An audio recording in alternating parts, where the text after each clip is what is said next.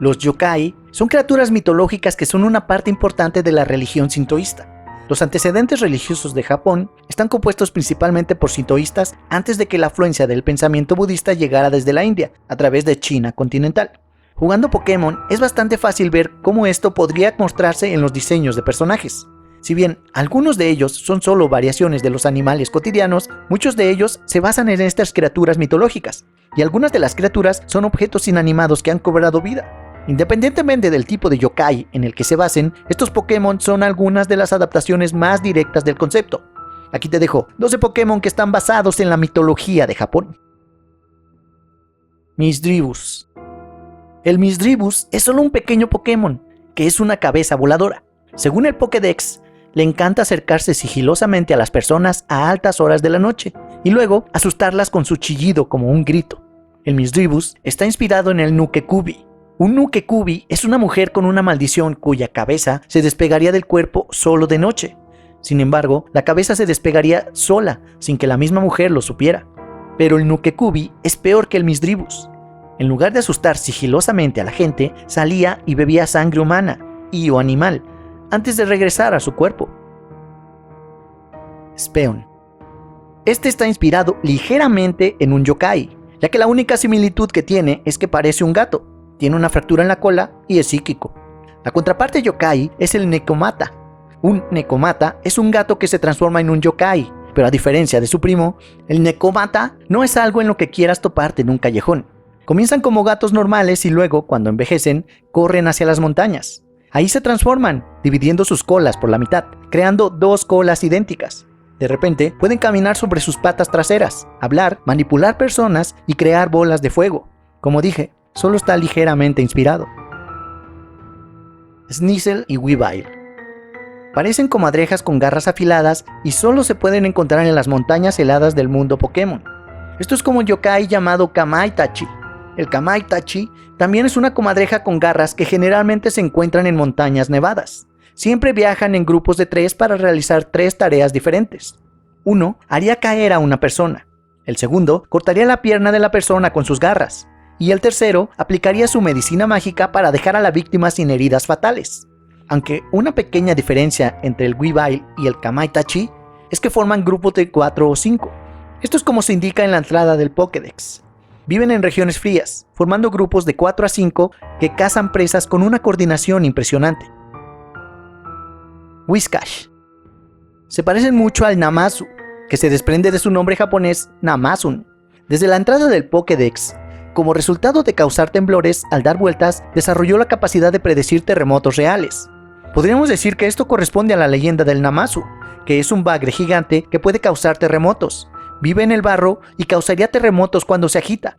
Se cree que el origen del Namazu vino de observar las actividades repentinas del bagre cuando está a punto de ocurrir un terremoto, donde la gente de la antigüedad creía que debía haber un bagre gigante que de repente estaba activo y estaba causando todos los temblores. Jellicent. Por como se ve, el Jellicent debe estar inspirado en el Nurarihon. Es posible que sepas el nombre Nurarihon del manga o anime Nurarihon no Mago, pero hay 3 historias diferentes de estos. Una es que es solo un anciano que llega a las casas y actúa como si fuera el dueño.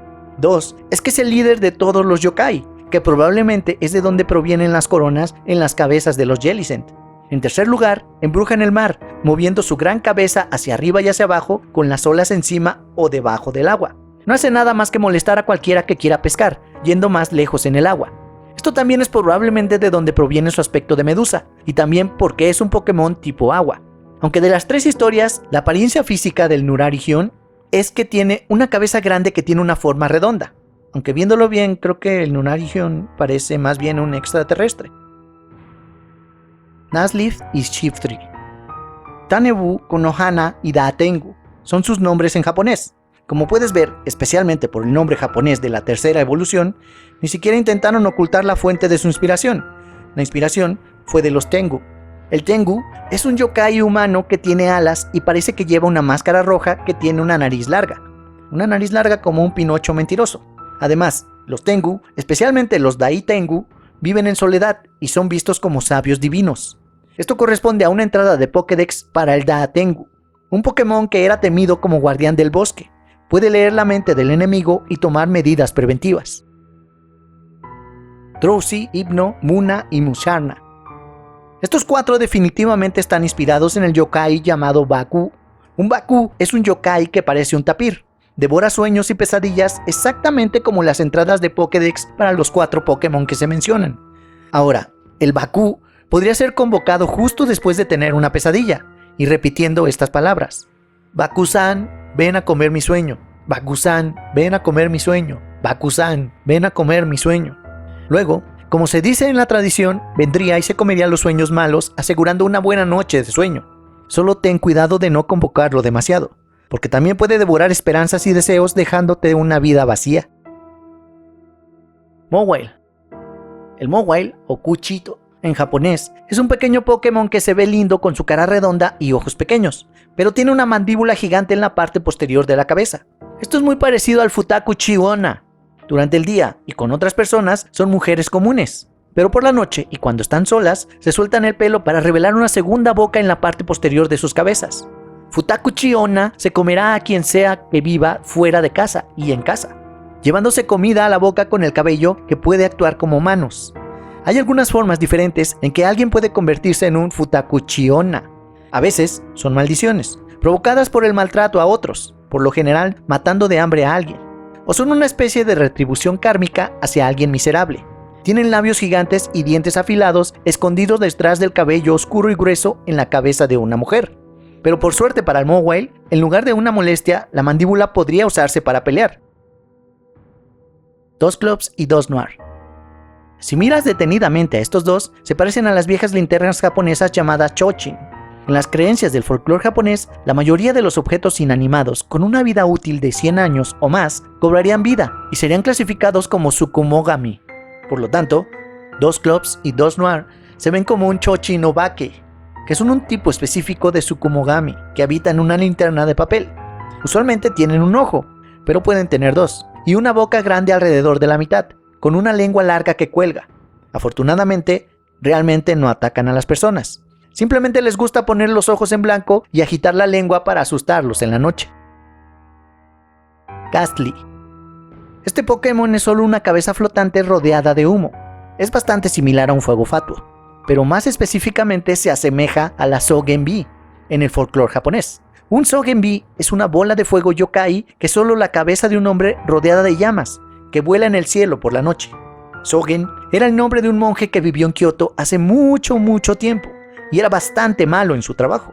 Siempre robaba del templo y vendía cosas por dinero. Esas no son exactamente las acciones de un monje piadoso.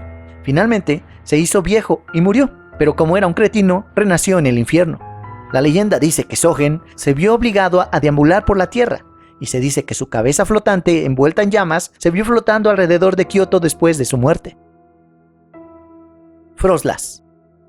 Son mujeres perdidas en montañas nevadas, como se dice en el Pokédex. Las leyendas en regiones nevadas dicen que una mujer que se perdió en una montaña helada renació como Froslass. Casi lo mismo que una Yuki-onna, pero en lugar de perderse, viven en los puertos de montañas nevados y se aprovechan de las personas que se pierden en la tormenta de nieve. Su apariencia está muy inspirada, ya que ambas son hermosas, femeninas, de piel blanca y ojos penetrantes. Las leyendas de la Yuki-onna implican sobre todo que la Yuki-onna se enamore de un hombre y se case con dicho hombre. Pero durante todo el matrimonio, el hombre comenzaría a sospechar de la Yuki-onna. Esto se debe a su eterna juventud y belleza. Nunca parece envejecer, incluso después de estar juntos durante muchos años.